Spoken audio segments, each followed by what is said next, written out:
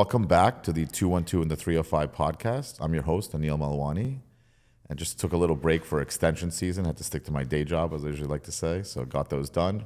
Went through October 15th, and I'm really happy to be here in Miami with my good friend, Matthew Hoffman. Matthew is the founder and president, what would you say, of Trusted Advisor Network. It's a great organization that he founded a few years ago, and I was lucky to meet him at the time. I think a little bit after you founded it, I was moving down here, and we just made things happen. And I think I'm getting a little more involved. Happy to do that. And so please tell us about yourself a little bit and what made you found Trusted Advisor. Absolutely, yeah. Good to see you. Thank you for having me. I thought the tax thing was just on the side, but no, I know that it was a crazy deadline. So yeah, I set up, I'm the founder of Trusted Advisor. I set it up 5 years ago in 2020.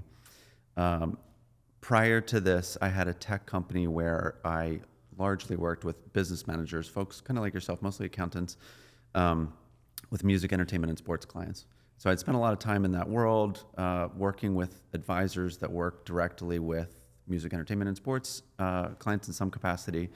Had the idea for kind of basically a networking group, a membership group in early 2020, and then obviously COVID hit. So it was a little slow at the beginning. We operated virtually for probably about 2 years.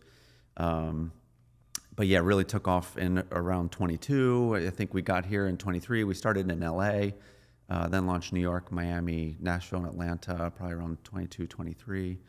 And have just grown mostly word of mouth since then. So we have 600 some members.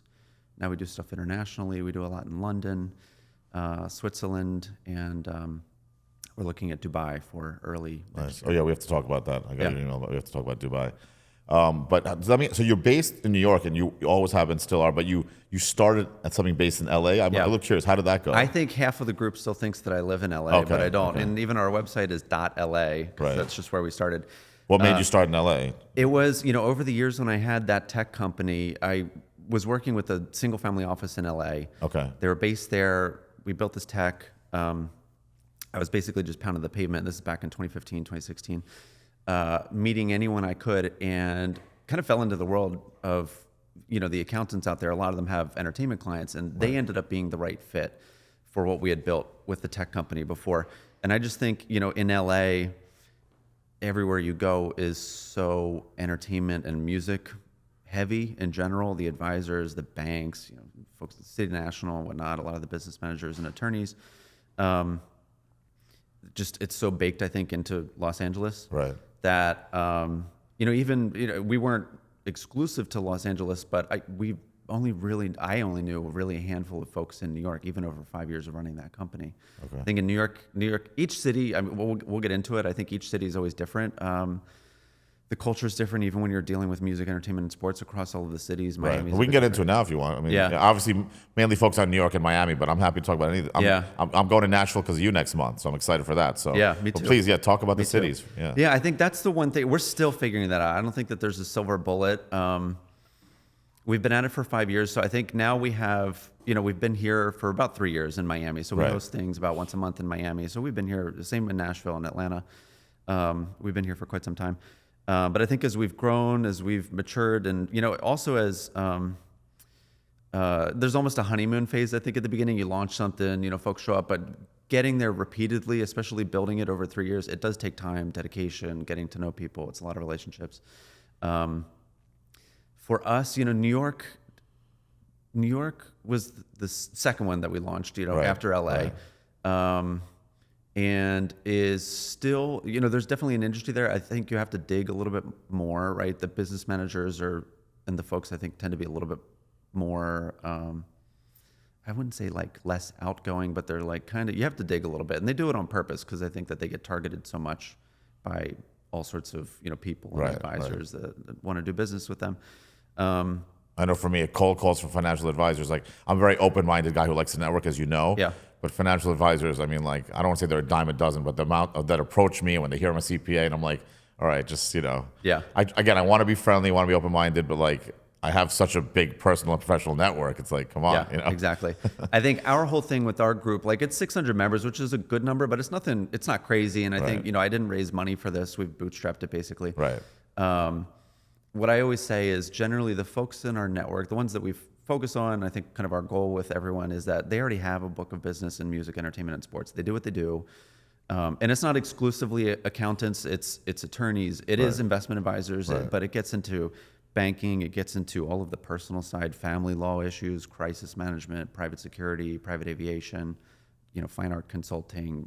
Last night I met a couple people in the medical industry, doctors, right? That was cool to meet those guys. Yeah, doctors, mental health. And they all, so obviously they're all working with music, entertainment, and sports in some capacity. They all need each other. Right. So I always think of it more so folks coming out to meet each other as resources that, hey, actually my client is having, maybe some kind of medical emergency or their family members or something, and you need those resources, or tax related issues, and they give you hopefully, a call.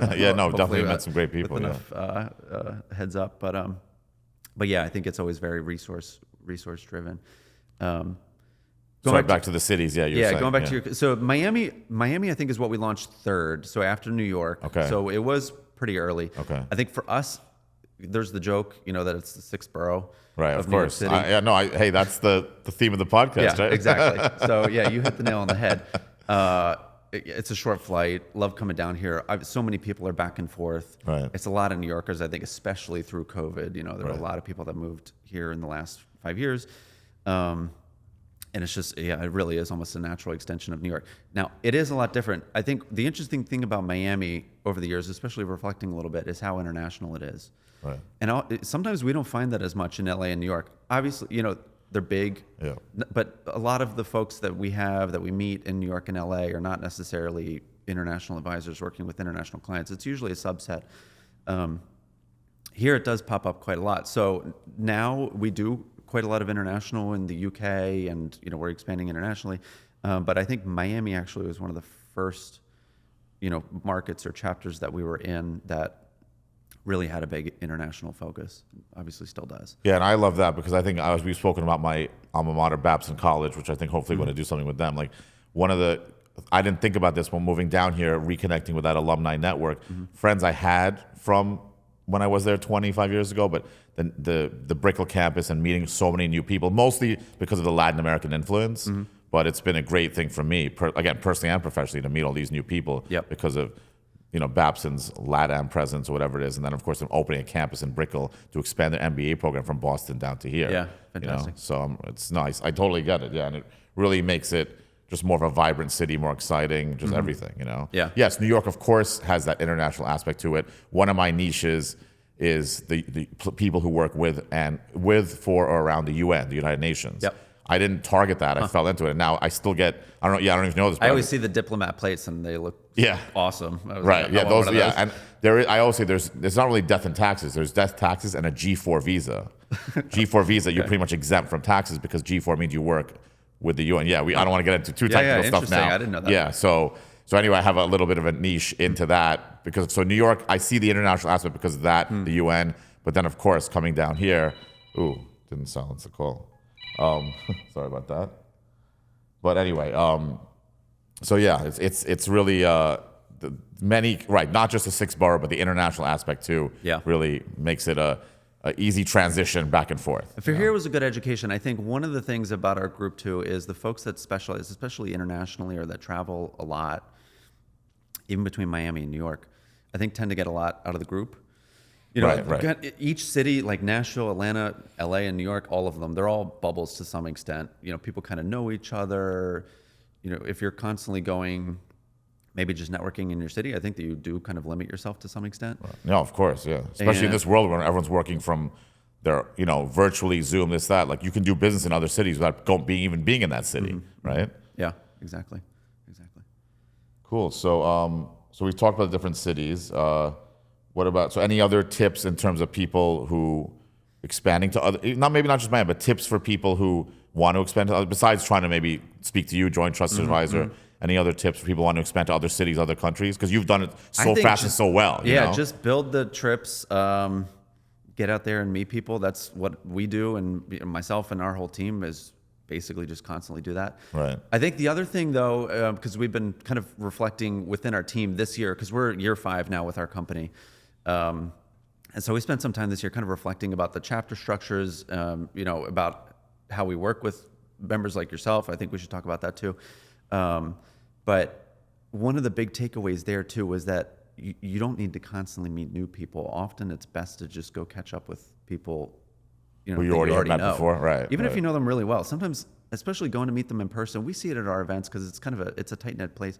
Even if people are coming out for the first time, usually they'll walk in, they already know each other. Sometimes they're like, oh, two attorneys, they were on the opposite side of a deal 5 years ago, and then they'll catch up, and they're like, oh, actually, this I'm working on right now, you'd be perfect for that. Like we see that a million times. Just getting in front of people, even people that I think can often spark a lot. Obviously, we're super in-person focused. Building relationships, of course. Like you meet someone once or twice, what's that really going to, when you meet them third, fourth time, have a drink, have a coffee, have a lunch, make plans. Mm-hmm. No, the value of that, right? Yeah, it's not the same as Zoom and email. No, you're right. Yeah, caught for sure. in that loop. So yeah, that's our big focus. Nice. Well, so did you want to say anything else? I know I cut you off. Kind of Sorry about the that. chapter and the way that we've worked. So this year too, we're a team of 6, right? Lean and mean. We do probably 15 events a month. Oh, nice. I didn't know it was 15 a month. Yeah. Wow. So Okay. 10 summits. I think we have 3 summits in the next 4 weeks, including today. Right. So we run around a lot. I think one of the things over the summer, also when we started talking with you a lot, was, we're in markets like Miami and Nashville and whatnot. We on our team and myself, we're not advisors. And especially in Miami, I don't live there, right? I don't live there. Right. There's a lot of local knowledge. And I think what we're trying to figure out within our company right now is basically how to work closer with some of the, kind of core members like yourself. You have the local knowledge for the advisors that are down here. The calendar of the year is always a bit different, how people travel around, what the best time of year is. But certainly, even like kind of what you said around the UN, we're always looking for ideas for speakers, and we're not advisors, so we don't know the intricacies of tax law and what the regulations changes are and immigration and all this stuff. We hear about it, through folks like yourself, and that's what we use to build into our programming. So I think that's been our challenge. Obviously, you've been a huge supporter here in Miami, and elsewhere too, in New York.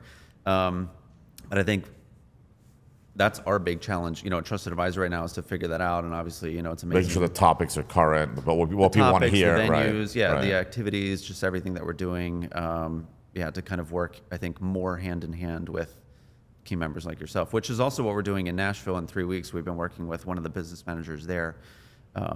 And he was able to come up with stuff that we wouldn't have been able to. Oh, for the panel discussions. Partnerships. Nice. But also partnerships and venues, Okay. all sorts of stuff. Oh, right. There's a tour of the museum, right? Yep. Things like, yes. Yep, Okay, yep. cool. Nice. Yeah. So, I was going to say, thinking about topics, anyway, obviously we'll go on, off camera on this, but like immigration, big, beautiful bill, all these things. It's not like those are things probably important to talk about, but again, keep it neutral. Don't get political, obviously, with everything going on, especially in New York. Yeah. But I think you've done that really well, and like, and I think just off the top of my head, those are really the hot topics right now, right? Mm-hmm. The tax changes, immigration, big, beautiful bill. The government's shut down right now. Hopefully that ends sooner than later. I know, because I was just talking with mortgage and real estate folks, and I think it's kind of frozen the real estate market to some extent. The government shutdown? Yeah, exactly. Yeah, right. This year's been interesting. We launched in London about 2 years ago. It grew really quickly. And sometimes people are like, oh, what are you doing in Switzerland? Like, there's some sports stuff there. A lot of it is more so just like international clients and immigration and whatnot. Well, it used to be the whole banking stuff, which still exists, but a little different now that the laws have changed, right? Yeah, so they cracked down. Right. I think what happened, like this past year, I think a lot of folks, like Americans in particular, but also in other countries, like in the UK, they've had huge tax changes that have kind of legitimately driven out a lot of wealth to Dubai and other areas. My grandparents moved from London to Dubai years ago. Yeah. They were early. Yeah, that was during one of the first or second regimes or changes. Now, of course, it's happened after that a lot. Through a couple cycles. But that's where even like we announced our upcoming expansion to Dubai, and I got a couple emails from American advisors that I was surprised by, like in LA and whatnot, where they were like, oh, actually my client is looking at, getting some property there, and we need kind of everything. We need tax, we need real estate, we need to just figure it out. And that's where I think the power of the network, like even though we're expanding to Dubai and Switzerland and London, a lot of times that's actually, I think, benefited a lot of folks in the States and vice versa. It's the same with the Brits. all of their clients end up in the U.S. They end up in Miami and L.A. and New York, and they need tax, legal, immigration, accounting, everything. No, it's been you. I know you've introduced me to some Canadian accountants. Yep. I don't know if any other countries yet, but I get requests for other accountants, lawyers, real estate brokers in countries and cities all the time. Yep. Being in New York and Miami, it comes with it. I think that's the power. So yeah, we're chasing that. I think that's our big focus. Obviously, while not forgetting about the core, which core. I think is really where folks like you come in here in Miami. No, I'm excited about Dubai. I think you're right. It's Dubai, like my next topic, crypto. It's not going anywhere. It's getting bigger and bigger, more important to the world network. But yeah, switch gears a little bit. What's your crypto? Obviously, talked about. It's on the ticker on CNBC every morning and every day, constantly, just like the stock ticker. Yep. There's all the top few currencies. And now all these ETFs that are crypto related or into crypto. So now you can invest you can use your retirement money to get into crypto. You can't buy crypto directly with retirement money, but you can buy these ETFs. So something I'm looking into personally, talking to my clients about all the time, even like not a financial advisor, but even recommending, hey, it's not the most horrible thing to put 1%, 2%, 3% of your liquid net worth into crypto, your retirement. Yeah. All about diversification. But anyway, your thoughts on... Yeah, I mean, I agree, I think, with that. I've been, personally interested. I'm not technical or pretend to understand. Me neither, yeah. But I remember, I first started looking at it around 2013, which is maybe 3 bubble cycles ago. Oh, right. It continues. So, but mostly it's just like a hobbyist, kind of reading about it and whatnot. I know Have you done any... sorry, go ahead. Yeah. The one thing I'm glad that died out, because in 2020, 2021, when we were getting started, when we launched the company, we weren't membership based. I basically went at it. I was like, we're going to do a conference. We're going to sell tickets, sell some sponsorships, because I had some background also in more traditional event planning like that, conference model. Yeah, but it was during COVID, but it was during that big kind of NFT spike, and then definitely remember that. A lot of that was super tied to celebrity. And there was all of this talk about, celebrities are going to mint, touring artists are going to mint their own NFTs as fan clubs and all that stuff. Concert tickets. And it was cool in theory, but there were so many people running around basically trying to do the same stuff. And it was just murky and kind of weird. I'm glad that I feel like that's mostly died out, for the most part, because it just seemed like a wonky the whole NFT thing, way for and for artists. We know some artists and teams that I think that there were a handful of successes back then. Well, Bored Ape Club is not a success. That was Bored Ape Club was one of the disasters, right? Yeah. So Justin Bieber paid $1 million or something to get in, among other people, right? All went where'd the money go, right? Yeah. From an investment perspective, I agree. The one thing that was interesting, there was a moment, I feel 2 weeks ago, I forget if it was another tariff announcement or something like that, where the stock market tanked a bit. Within the last week or something. Yeah, right. Early last maybe week. Last week. Yeah. But crypto did the exact same thing. Right, crypto was down, it's been falling in the market, 15% or something crazy. So I looked and I was like, what the hell happened? I saw that. So for me, I think it's a great, like you said, exactly, diversification, throw a few percent into it. But it's kind of interesting, gold obviously is up right now. I'm not an expert in that world, but crypto does seem to be actually very, very correlated with the stock markets, which... Have we talked about the restaurant Fly Fish Club in New York City yet? Have we? Okay. Haven't been there. Anyway, it's I'll have to take you there next time we're in New York together. But it's downtown, Lower East Side, and it was by Gary Vaynerchuk, Chef Capone from Lure Fish Bar, and this other guy, David Rodolitz from Long Island. They three of them got together, created this NFT program, and still to this day, I bought the NFT. You heard about it? I heard about it. Yeah. So I split one of the NFTs with my good old friend Spencer Singer, who I keep messing on his podcast. So Spencer, much love, brother.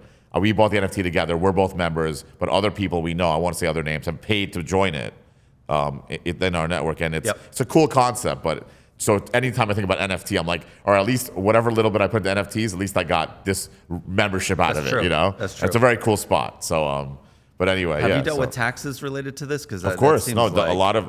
It's, my videos on YouTube, my SEO, we've done a lot of crypto and taxes. Whether it's someone who's really super into it or someone who does it on the side, we can, we help a lot of clients with it. Yeah, no, again, it's not going anywhere. I feel I have my own personal accountant that Right. that does our stuff, and it's tough to find accountants that'll Yes. do it. But a lot even of the for old me, school mentality, they don't want to go near it. I use crypto tax calculator. I think that they just rebranded as something else To consolidate all your transactions. Yeah, it pulls everything in, Right. and usually I'll just send that report over to the accountant. Right. But You're probably more organized than the typical crypto it investor. creates so many transactions, and then Yeah. especially if you have multiple wallets. I think over the years it's gotten easier now because there's back 10 years ago it was a bit different. Yeah, I don't know if you saw my post from the IRS forum I went to about a couple months ago. One of the biggest changes this year, because they're talking about the big, beautiful bill and all these other things, there's the 1099 DA, 1099-digital asset coming out for 25. So now, for the first time ever, just like you get for your stocks, all Coinbase. That's right, because Coinbase they're going wouldn't to give you issue a any statement kind of that tax form. Yeah. Now they're going to issue a statement that the IRS is going to get. So now it's going to hold everyone sense. responsible, keep them honest. Yeah, so that's this good. year it's just proceeds for 25, Yeah. and starting 26, proceeds and cost basis. Interesting. So all of these unreported transactions are now going to pop up. If you don't report it, you're going to start getting a notice or a bill. So Sounds big like change. You'll get busy. Yeah, I know. Yeah. I guess I'm excited in a way, but also hopefully it doesn't. You got to get ahead of it. Yeah, no, you have to. Yeah. So, well, thanks so much for coming on. But anything else you want to say, or tell us about how we get in touch with you, your team, maybe who's the right kind of member, whatever you want to say about Trusted Advisor before we close up. Thank you for having me. Obviously, always open to speaking with folks. For the most part, with us, it's been word of mouth. We tend to not push out a ton, Right. but we have a website. We're on LinkedIn. Trustedadvisor.la is our Yes, website, that even I though know. we're in other cities now. But we have a team of 6. We kind of divide and conquer because our team is spread out. So I'm on the East Coast. We have a couple other members on the East Coast, one in Texas, California, and London. So we'll kind of divvy it up when we meet folks. Okay, right. I Between see the that, chapters, but always happy to connect with people that work with, music artists, entertainers, athletes. We've been getting into the world of influencers and creators. We just did our first creator summit over the summer. Oh, so yes, I know. Yes, I saw that that. definitely counts. Yes. Any kind of Yeah, you can't ignore just like crypto, can't ignore the influencer. That's really like a profession, a category, and right? Absolutely, Yeah. An industry. absolutely. But thank you for having me. Love this. Tell us before we close, who's the number 1 or number 2 influencer you follow, or that you really respect? I'm too old for this. No, or someone I you don't even follow know. and respect their advice. No one comes to mind. Yeah, I don't. Yeah, I'm not. I'm a car I guess I guy. meant you like a I'm guy a car like- guy. So when you open my you're Instagram, so you're it's more all just like you're more into the cars. I get it. racing No, that's stuff cool. and, Yeah. That's my world in between. What's your dream car? Oh or your favorite vehicle? I mean, that's tough. Sorry, throwing some I would curveballs always at say, you. I'm a '90s kid, right? Okay. So Yep, me too.